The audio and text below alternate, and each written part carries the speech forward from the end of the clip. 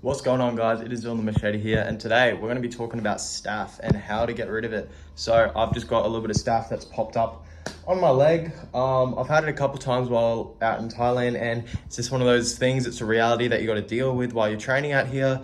It's very hot. People train when they have staph and it spreads. So the first thing I'm going to say is if you have staph, do not train because you're going to make it worse and you're going to give it to other people, and it's going to get on the mats. It's going to do all that type of stuff. Yeah, so first thing I'm going to do is I'm going to use this soap. So I trained this morning and then I found out that the staph was kind of bad. So it's Friday currently. I fight in 12 days. I'm going to take the weekend off and hopefully it's good by Monday so I can smash out the rest of my training. The soap that I'm going to be using right here. So this is the best soap for getting rid of pimples and staph and all that type of stuff. Antibacterial soap, like Dettol soap, I should say. That stuff is great, but that's great because it kills all the bacteria. This only kills the bad bacteria. So we're going to use this, going to have a shower, and then we're going to go on to step number 2. This is step number 2. I got this from Boat Avenue Pharmacy, and I'm just going to put it on my leg now and give it a good soak and a good clean. So as you can see, the red ring around it means that it is obviously staph.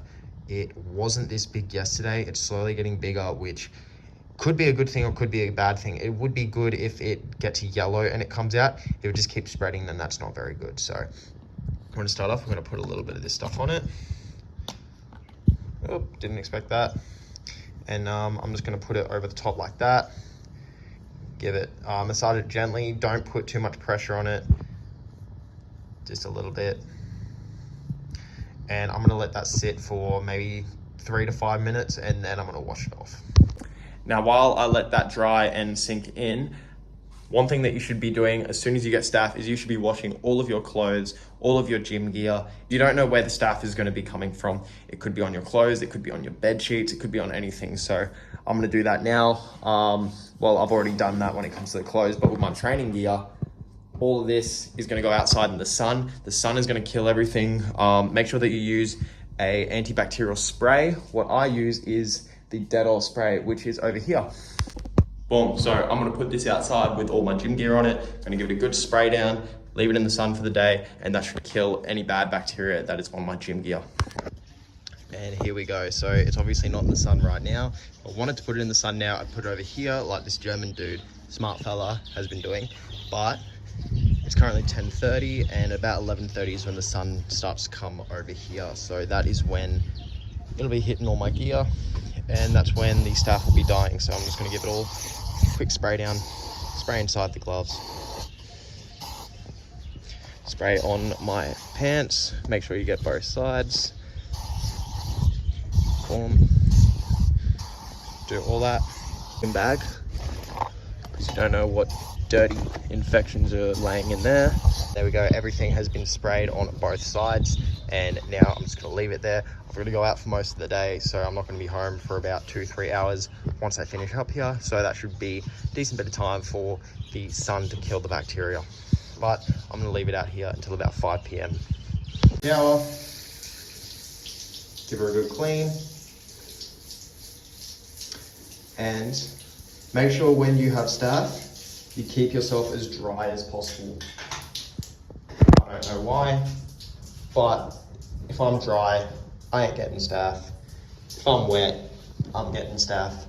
And that's just what the professionals have told me to do.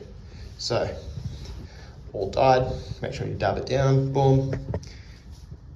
And now, this might be painful, but you gotta do it. We're gonna fill half of this cup with hot water. That ain't half, but we'll go the rest with room temperature water with hydrogen peroxide. So it should be about a 1-to-4 ratio. I'd say that's about 1-to-4. Go a little bit more just to be sure. Give that a stir. And now we're going to grab ourselves a cotton bud. I'm going to dip it in that water, let it soak. Yeah. I'm going to dip it on here. So just touch, light. I can definitely feel that. Yeah, you can see that the yellow is already starting to come up top just from that. So Squeeze that out. Fuck it off, and we'll get a clean bud. Squeeze that out. And a little bit more. Next up, we've got betadine. So this is going to be very important for killing staph. It kills all of the bad stuff. So we're just going to do a circle around. Do not put it directly on for reasons unknown. If you know why, put that shit in the comments because I'm interested. So we're going to let that dry. I'll make a little bit more of a circle. Cool. And now we're just going to let that dry for maybe 3 to 5 minutes again. And even now you can see that the yellow head is coming out. So that is definitely a good sign. That means that the infection is coming out and it's not staying in. And there we go, it's already dried up. And now we're gonna add a little bit of tea tree oil, do the same thing with a circle around it. And here we go. So with tea tree oil, it is very easy to get in Western countries. In Thailand, I found it a little bit hard to find, but I eventually found it at Tesco Lotus. So we're just gonna do a circle. And we're gonna let that dry up again. We got a little bit of eucalyptus oil, which I'm going to chuck on there.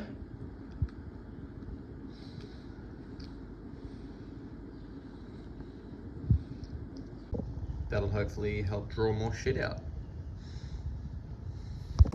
Another thing to kill staph that's going to be important is diet. So garlic is going to be #1 on your priority list when it comes to killing staph. If it's got the purple around it, that means that it's organic, and that means that it's really going to kill all the infections. So make sure that you get yourself some purple garlic. Normal garlic's okay, but it's not going to be as effective as garlic with a little bit of purple around it. So I'm just cooking up a little bit of a feed now. I got some takeaway, just going to add some garlic, some eggs, and a couple other things to it.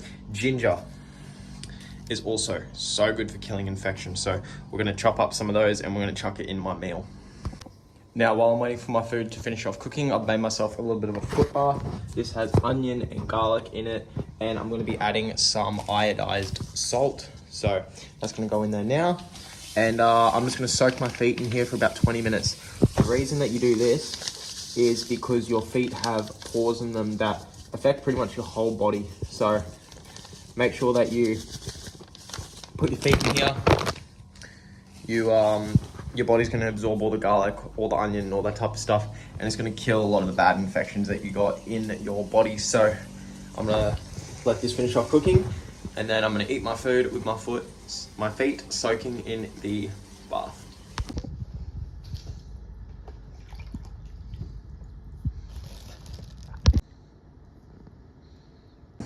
Now, eating turmeric, have it with black pepper because it increases the benefits, and eat garlic. Raw garlic is going to help a lot as well. You can put garlic on it as well. I'm not going to do that because I put something else on it, which is going to help a lot more. But the last thing we're going to do is onion. And we're literally going to put these in our socks and we're going to walk around in them for the day. So you got to make sure when you do this that it's evenly spread out. So I got it like all throughout here. If you just have it in one spot, it's not going to work as well. So you get the optimum benefits, you got to have it all up here. What you can also do is you can put onion on the wound and tape it up. I'm not going to do that now. I want to do that a little bit later, just because I've got to go out and do some errands right now. So we're going to see how that looks tonight and tomorrow, and I'll keep you guys updated. All right, long story short, the staph has definitely lost a lot of the redness, and it's starting to get a little bit of yellow on the top, which is definitely a good sign. So put some more tea tree oil on that. I'll let you guys know what I've done throughout the day to make sure that it's getting better as quickly as possible. Now I'm gonna go to bed and I'll check in with you guys in the morning. Alright, it's currently 10:30 on Saturday morning and I just went to the beach, had a good swim. That is definitely gonna help kill the staph. The sunlight is also gonna help kill the staph. If you can get sunlight directly on your point of staph, it is definitely gonna help kill it. My staph is definitely looking a lot better today. I've used the same soap, I've cleaned it, I've used the hydrogen peroxide one time. I'm gonna use the hydrogen peroxide again. I'm gonna head down to Tesco Lotus and grab myself some more salt and onion so I can do another foot bath. Using the tea tree oil still using the betadine. So I'm about to use the hydrogen peroxide one more time, do the circle of the betadine, do a circle of the tea tree oil, let it sit, go to Lotus, and I'll be back when I'm in the foot bath. One more thing I'm going to quickly show you guys is colloidal silver. Colloidal silver is great for killing infections, especially staph infections, because staph is very easy to get resistant to antibiotics. So normally what I do is I just put a little bit in my water. So just before, I'm going to put a little bit in there. Drink that water throughout the day. You can also put a little bit on the bottom of your tongue, let it soak in there, and that'll help kill your staph from there. Right, here I am about to do another foot bath, and I have actually put some antibiotic cream on this, and I'm going to do something after the foot bath, which I did last night, which is putting a hot towel with iodized salt on it, and you hold it for as long as you can, and you just take it off and on. You should be doing that for about 10 to 15 minutes, longer if you can, but it does get pretty painful. So the time frame that I've done the last video, I've done multiple bits of hydrogen peroxide, multiple bits of betadine, and multiple bits of tea tree oil, just constantly getting that, eating more raw garlic cloves, and the staph is definitely looking a lot better, as you can see. This is the thing with staph, you just got to do as much things as you can to kill it, because it can be fatal. You can lose your leg from it, you can lose body parts from it, so you really got to kill this little bitch before it gets serious. So yeah, that's what I'm going to do now. And here we go, hot water. There's my staph. You can barely see it, but I can definitely still feel it. Before, it was like the red ring was a lot bigger and it hurt to like touch out here. It doesn't really hurt anymore. When I touch in here, it still hurts a little bit. So hopefully this foot bath and some more betadine and some more tea tree oil will kill it. Alrighty guys, it's Sunday morning. Long story short, I went to the doctors and they cut it open. They cut it, they put the betadine on the cotton bud, they put it in there, and now it's sitting in there. So they're going to take that out tomorrow, and hopefully it kills the infection. So I had two options. I could either go on antibiotics or get it cut open. I'm not going on antibiotics 10 days out from a fight, so they cut it. And yeah, I just hope I can train tomorrow. We're going to see what happens. I'll let you guys know the update on it tomorrow morning, and we'll go from there. Radio guys, it is Monday night, and unfortunately I was not able to train today. I've still got a little bit of a hole in my leg, and they said that I am able to train, but there is a chance of sweat getting in it, and that'll just make a bad thing even worse. So took today off, and tomorrow morning I'm just going to go to the gym, shadow box, move around. I don't want to be touching people. I don't want to be doing anything like that, but I'm 9 days out from a fight, 8 days tomorrow, and I am going fucking crazy doing nothing before a fight. So I think Wednesday is when it's going to be starting to close up a little bit. I'm taking so many supplements right now. I'm eating stupidly healthy, probably the most healthy I have been in a long time. I've had 6 cloves of garlic today, and I'm going to have another 2 again. But yeah, as you can see, this is what the hole looks like in my leg currently. All the black shit around it is just dead skin, and the fact that there's no red around it is a really good sign, because that means the infection is nearly dead. Could actually be dead right now, and now they just need to heal over. So I'm going to keep my shit covered, waterproof Band-Aid. I'm going to train tomorrow, just shadow boxing, moving around, do some sit-ups, make sure that my body knows what it needs to do for the fight. I'm already fit. But yeah, as long as I'm able to just push hard, probably Thursday to Sunday, I'll be pretty good. I've got about 6 kilos to lose, which is standard for me. I do cut a lot of weight just because I've got a lot of muscle mass and I hold a lot of water in my muscles. So we're going to see what happens tomorrow. I'm going to shadow box tomorrow. I'm going to move around, and yeah, let's get into tomorrow and see where I'm at. Alrighty guys, it's currently Friday morning. The infection is completely dead. It's nearly healed over, but unfortunately I'm not fighting next Wednesday. My coach said that I didn't have enough time to prepare, and he doesn't want me to get kicked in the leg and then it turn into a worse infection, and then I could lose my leg or something like that. So as I said in the last few days ago, I'm not going to pull out unless it's something life-threatening or could lose my limb. And unfortunately, it's a possibility, you know. Infection spread like crazy in Thailand. It's only like it's a small chance that it could happen, but it's still a chance that it could happen. My coach made the decision because I'm too stubborn and I wouldn't make the decision myself, but it is what it is. And the reason it didn't heal, and I'm kind of pissed off about this, is because hospitals, what they do is they stuff it full of cotton, and that's good for a couple of days, but they kept doing it to me and kept doing it to me and kept doing it to me because they said the reason was that the hole was too deep. but the hole really wasn't that deep because they could only fit like half of what they should be able to fit in it. And my coach said they shouldn't be doing that because then the hole can't close. Now, that clinic was closed on a Wednesday, so I went to a different clinic on Wednesday, and she said the exact same thing. She just gave me some cream. She put the cream inside of the hole. Next day, the hole was nearly closed. Today, the hole is closed. It looks fine, but my trainer said, still train, just don't kick, don't knee on that leg, and we'll be back to full training on Monday trying to get you a fight. Now, the Koh Samui fight, I will still be fighting Koh Samui, fingers crossed, on October. So it's currently September 1st. Yeah, so we're going to try and get me a fight in Phuket before then. I just need to be active. You know, I'm not at a Muay Thai fight in about 2.5 months. I did have a little bit of an exhibition MMA fight in between, but that's beside the point. I just need to be active in Muay Thai. You know, it's my sport that I'm focusing on at the moment.